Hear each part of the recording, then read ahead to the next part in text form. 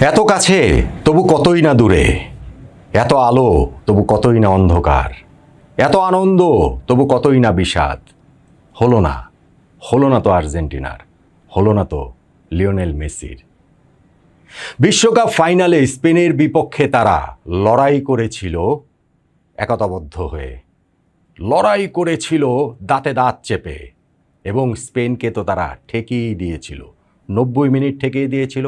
একজনের কমে পরিণত হওয়ার পরেও লাল কার্ডে এনজো ফার্নান্ডেজের অতিরিক্ত সময়ের প্রথম 15 মিনিটও ঠেকিয়ে দিয়েছিল।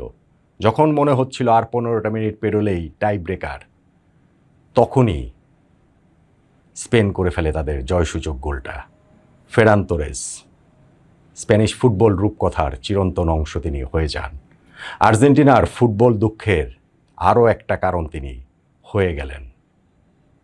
স্পেনকে অভিনন্দন দ্বিতীয়বারের মতো বিশ্বকাপ জয়ের জন্য।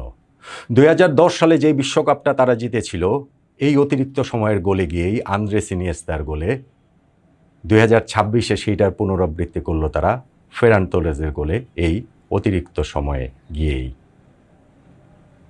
স্পেন যেহেতু বিশ্ব চ্যাম্পিয়ন হয়েছে, ডিজার্ভিংলি বিশ্ব চ্যাম্পিয়ন হয়েছে, তাদের জার্সি পরেই এই ম্যাচ শেষের ভিডিওটা করতে চেয়েছিলাম। জার্সিটা হাতেও নিয়েছিলাম, কিন্তু মনে হলো আর্জেন্টিনার জার্সিটা পরেই করি, কেননা তাদের প্রতি একটা সমবেদনা, সহমর্মিতা জানানোর জন্য।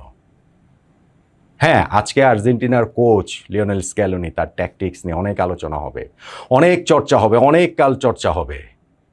কিন্তু মাঠে যেই আর্জেন্টিনার ফুটবলাররা খেলেছেন, তারা তো নিজেদের সর্বস্বটা নিংড়ে দিয়ে খেলেছেন, সর্বোচ্চটা দিয়ে খেলেছেন। কোচের সেই কৌশলের প্রয়োগটা তারা করার চেষ্টা করে গেছেন নিরন্তর। সাফল্যের খুব কাছাকাছি তারা ছিলেন।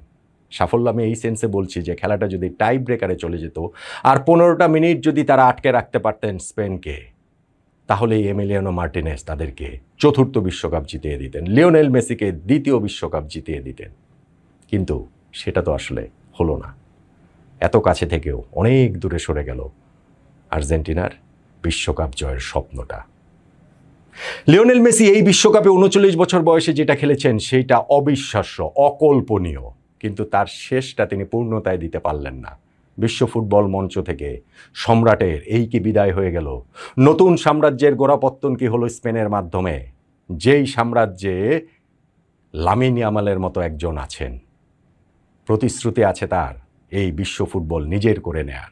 না, আজকের ফাইনাল ম্যাচটাতে তিনি ডিসাইডার না, কিন্তু সেখানটাতেও তিনি তার ঝলক দেখিয়েছেন, এবং শেষ হাসিটাই তো লামিন ইয়ামালের, স্পেনের।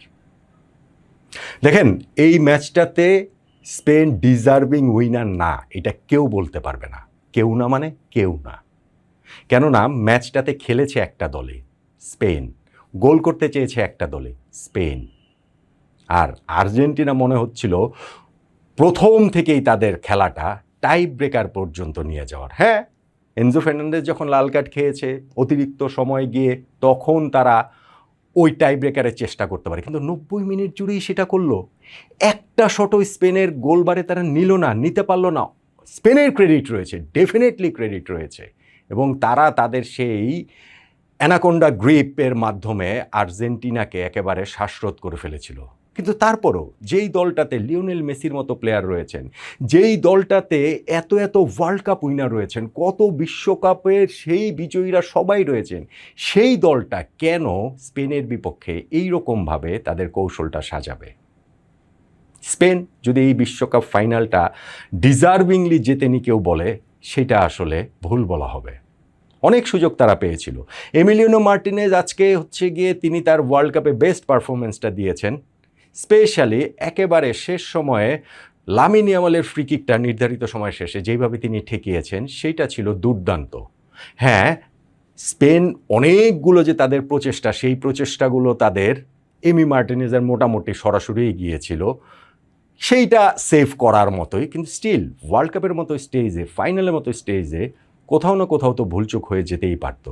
হয়তো এমি মার্টিনেজও নিজেকে তৈরি করছিলেন সেই টাই ব্রেকারের জন্যই, কিন্তু সেই পর্যন্ত তার যাওয়াই হলো না।